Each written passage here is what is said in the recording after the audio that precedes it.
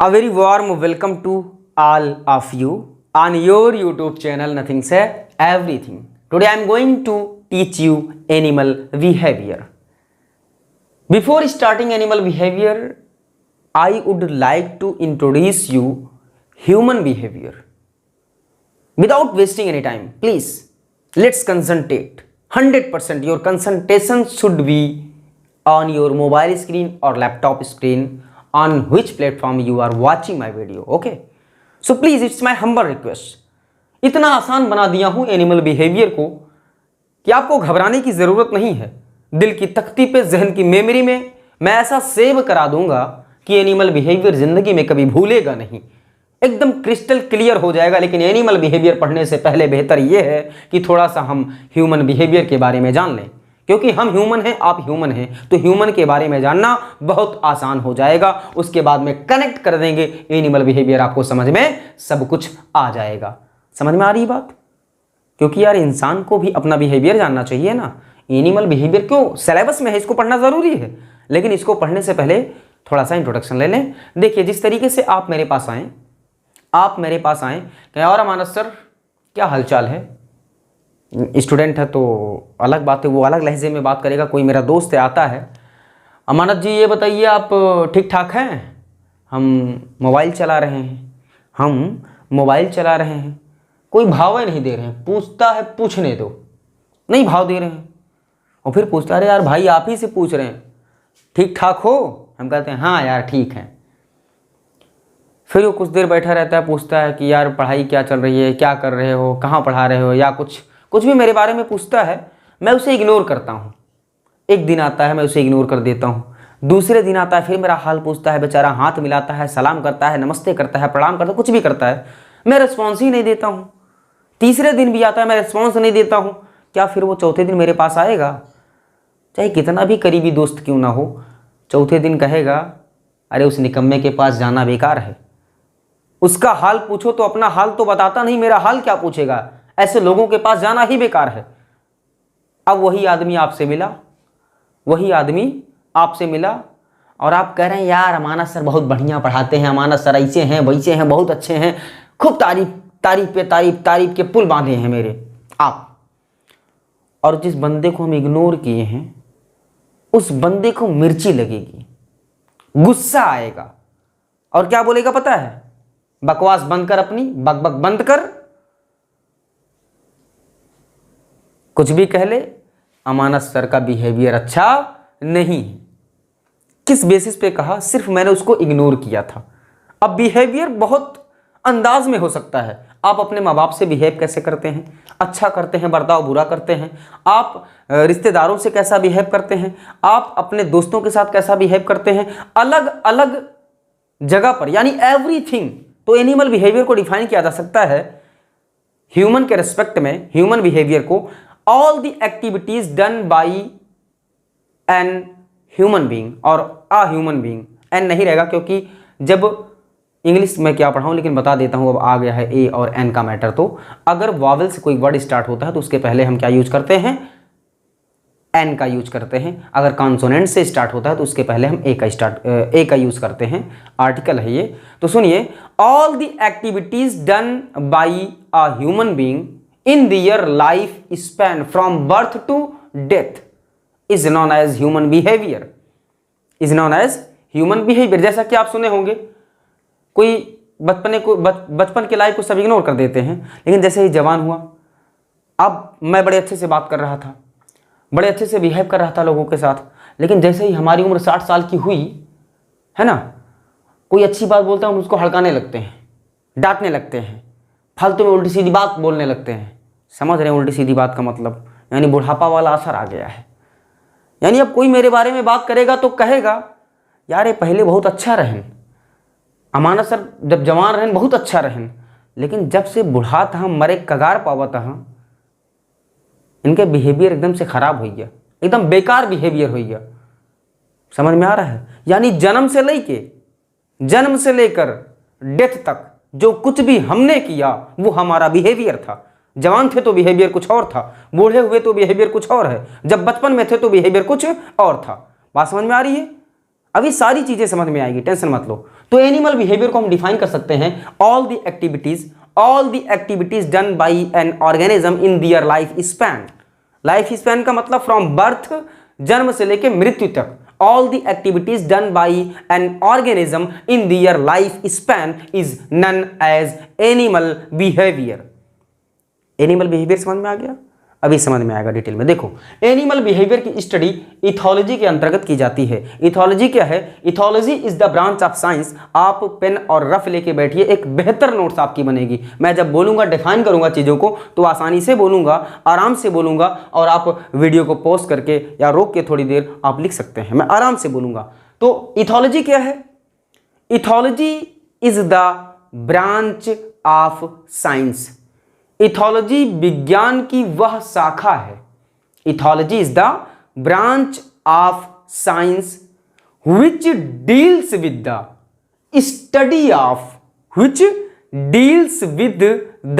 study of animal behavior। बात समझ में आ गई? आप लिख सकते हैं।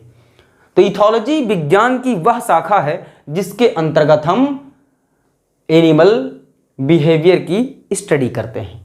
तो इथोलॉजी समझ में आ गया।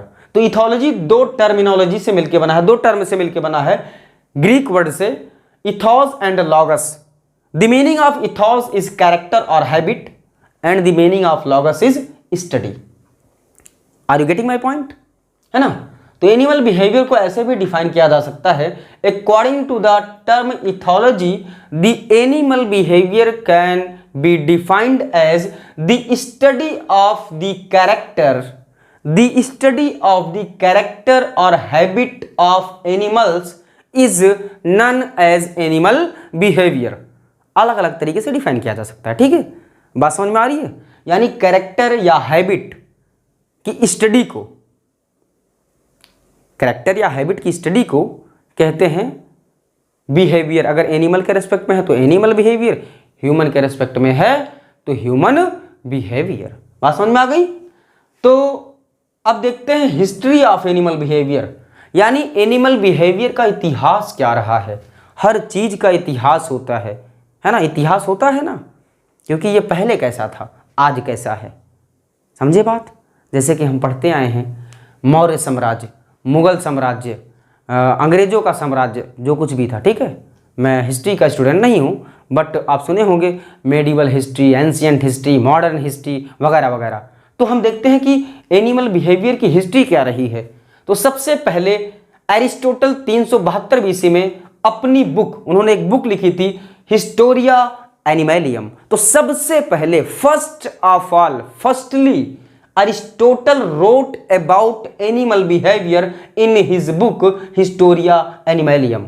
First of all, Aristotle in 372 BC wrote about animal behavior in his book Historia Animalium।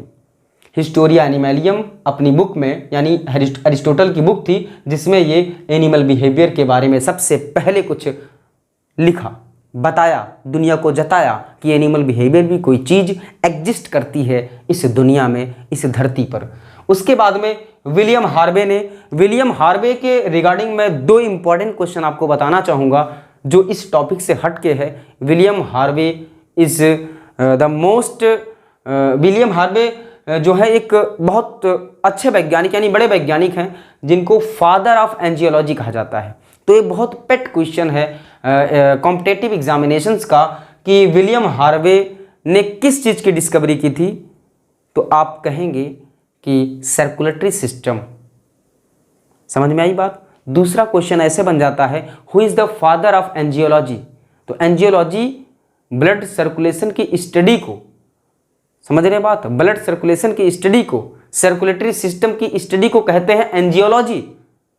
तो सर्कुलेटरी सिस्टम के डिस्कवरर विलियम हार्वे, तो एंजियोलॉजी के फादर भी विलियम हार्वे, यानी who is the father of angiology. तो एंजियोलॉजी के अंतर्गत हम सर्कुलेटरी सिस्टम को पढ़ते हैं। तो father of angiology is William Harvey. तो विलियम हार्वे ने कुछ और काम किए नेस्टिंग और ब्रीडिंग पे।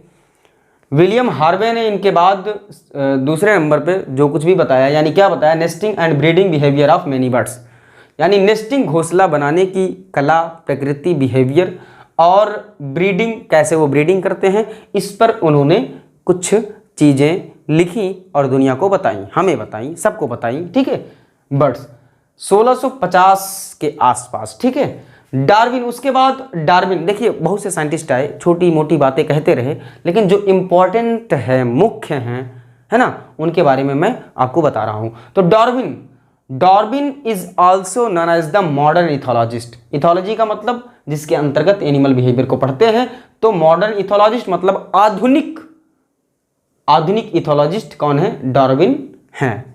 तो क्वेश्चन बन सकता है who is the modern ethologist? Who is the modern ethologist? Modern ethologist कौन है? तो आप कहेंगे डार्विन हैं। तो डार्विन मॉडर्न इथोलॉजिस्ट हैं। देखो कंपटीशन लेवल के क्वेश्चन थोड़ा सा एनालिटिकल्स होते हैं, मेमोरी बेस्ड होते हैं, तो जो मेमोरी बेस्ड क्वेश्चंस हैं इसी टाइप के आते हैं, ठीक है। तो डार्विन ने क्या किया? Darwin the expression of the emotions in man and animals, the expression of the emotions in man and animal, ये क्या है? ये डार्विन भाई साहब की बुक है, ये डार्विन भाई साहब की बुक है, जिसमें behaviour of man and animal के बारे में इन्होंने बताया था, है ना। यानी behaviour of man and animal और ह्यूमन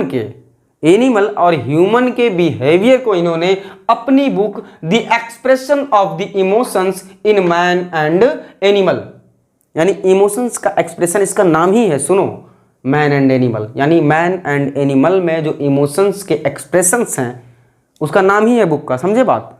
तो एनिमल बिहेवियर और ह्यूमन बिहेवियर के बारे में डार्विन ने भी अपनी book the expression of the emotions in man and animal में 1872 ईस्वी में 1872 में बताया, यानी पब्लिश किया, ठीक।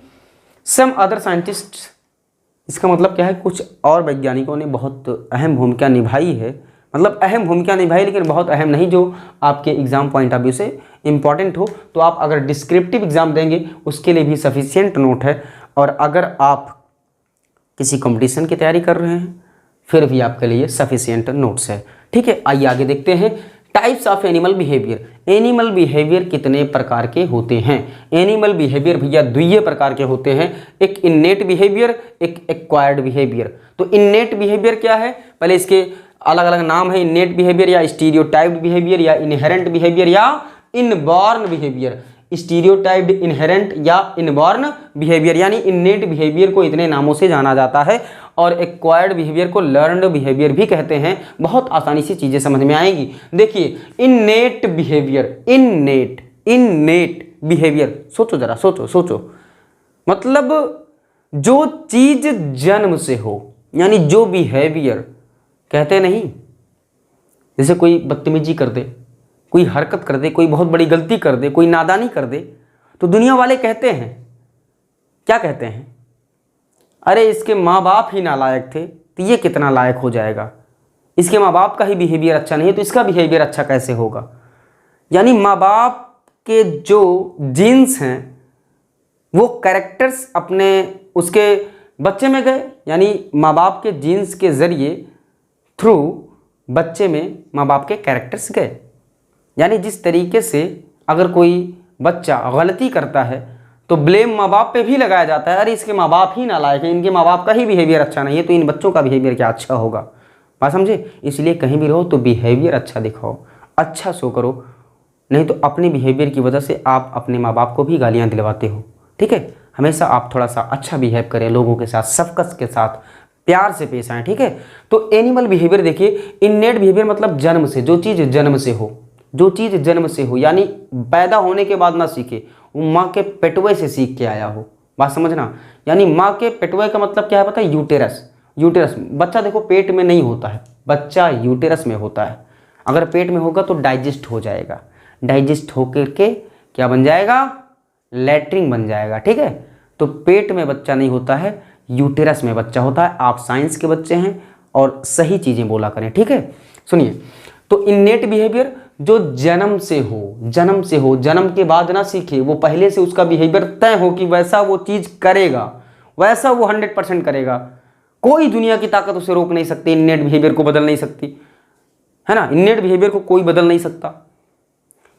एक्वायर्ड बिहेवियर क्या है? जो जन्म के बाद सीखा जाता है। पहले कुछ इसको देख लें और थोड़ा सा समझ लें, फिर उधर चलते हैं। मैं डिटेल में सब कुछ समझाऊंगा, ठीक है। मैं डिटेल में अगली वीडियो में मैं इननेट बिहेवियर के टाइप्स एक्सप्लेन करूंगा, उसके अगली वीडियो में एक्वायर्ड बिहेवियर के टाइप्स एक्सप्लेन करूंगा। मेरा ये दावा है कि एक बार वीडियो आप ध्यान से देख लेंगे तो 100% ये मेरा दावा है कि आप जिंदगी भर के लिए एनिमल बिहेवियर को अच्छे से समझ सकते हैं, सीख सकते हैं, और अगर टीचर बनेंगे तो अपने बच्चों को एक डाइवर्सिफाइड थिंकिंग के साथ पढ़ा सकते हैं, समझा सकते हैं। मेरी बात समझना ध्यान से। तो इसको स्टीरियोटाइप बिहेवियर भी कहते हैं, इनहेरेंट बिहेवियर भी कहते हैं। इनहेरेंट बात को समझो। इनहेरेंट का मतलब इनहेरिटेड। यह किस टर्म से लिया गया है? इनहेरिटेड। यानी इनहेरिटेड का मतलब कुछ इनहेरिट हुआ है, यानी पेरेंट से ऑफस्प्रिंग में कुछ कैरेक्टर्स आ गए हैं। जैसे कि देखो, मेल का गैमीट फीमेल का गैमीट आपस में फ्यूज करता है तो फर्टिलाइजेशन होकर के जाइगोट बन जाता है। अगर ह्यूमन की केस में देखा जाए तो 23 क्रोमोसोम यहां से, 23 क्रोमोसोम यहां से आते हैं, यानी फादर से 23 क्रोमोसोम, मदर से 23 क्रोमोसोम और 46 क्रोमोसोम का जाइगोट होता है। यानी जाइगोट 2n होता है, डिप्लॉयड होता है, फिर यही डिवाइड करके एक ऑर्गेनिज्म का फॉर्मेशन कर लेता है।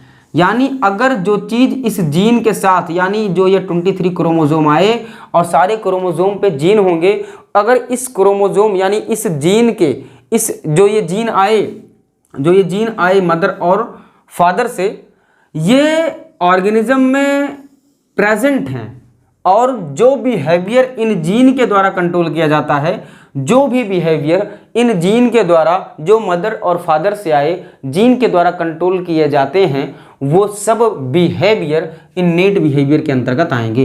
इननेट बिहेवियर के अंतर्गत आएंगे या इनहेरेंट बिहेवियर के अंतर्गत आएंगे। इनहेरेंट का मतलब इनहेरिटेड है, मदर और फादर से इनहेरिटेड है, इसलिए इसको इनहेरेंट बिहेवियर भी कहते हैं। यानी ऐसा बिहेवियर जो माँ बाप के बिहेवियर जीन के थ्रू बच्चे में आ गए हों, उसको कहते हैं इनहेरेंट बिहेवियर या इननेट बिहेवियर। इसको इनबॉर्न बिहेवियर भी कहते हैं। बॉर्न का मतलब जन्म हो जाना, जन्मा हुआ। जैसे कंप्लीट का मतलब पूर्ण, और लगा दिया जाए इनकम्प्लीट तो अपूर्ण। बात को समझो। जैसे टर्म है कंप्लीट, इसे के आगे लगा दिया जाए इन तो हो गया इनकम्प्लीट। कंप्लीट का मतलब था पूर्ण, क्या? पूर्ण। और इनकम्प्लीट का मतलब हो गया अपूर्ण। इसी तरीके से इनबॉर्न, जैसे है बॉर्न का मतलब जन्मा हुआ यानी जन्म हुआ है ना, बॉर्न। और इनबॉर्न इनका मतलब में, बॉर्न का मतलब जन्म, यानी इनबॉर्न का मतलब, जैसे इनकम्प्लीट का मतलब अपूर्ण, अजन्म, यानी बॉर्न का मतलब जन्मा और इनबॉर्न का मतलब अजन्मा। यानी ऐसे बिहेवियर, ऐसे कैरेक्टर्स, ऐसी हैबिट जो जन्म से पहले माँ के यूटेरस में जीन के द्वारा कंट्रोल किए जा रहे हों, ऐसे बिहेवियर को इनबॉर्न बिहेवियर भी कहते हैं। यानी inborn behaviour, innate behaviour, inherent behaviour, ये सब अलग अलग टर्म्स हैं जो इननेट बिहेवियर के लिए यूज किए जाते हैं। तो अगर क्वेश्चन में आपको कहीं भी कोई भी टर्मिनोलॉजी मिले, चाहे इनबॉर्न मिले, इनहेरेंट मिले, तो आप समझ जाना इननेट बिहेवियर की बात हो रही है। यानी बच्चे का स्तन से दूध चूसना, बच्चे का जो नया बच्चा पैदा होता है, यानी कोई बच्चा पैदा हुआ, तुरंत पैदा हुआ, उसको माँ ने अपने स्तन को उसके मुंह में दिया, यानी अपने स्तन के निप्पल्स को उसके मुंह में दिया, तो बच्चा तुरंत चूसना स्टार्ट कर देता है। क्या करता है? चूसना स्टार्ट कर देता है, सकिंग करने लगता है। क्या उस माँ ने उसे कभी सिखाया? बच्चा जब पैदा होता है तो अंग्रेजी बोलना सीखता है, हिंदी बोलना सीखता है, लिखना सीखता है, पढ़ना सीखता है, चलना सीखता है ना, सब कुछ सीखता है। उसको दूध पीना किसने सिखा दिया? किसने सिखा दिया? सोच के देखो, उस बच्चे को दूध पीना किसने सिखाया?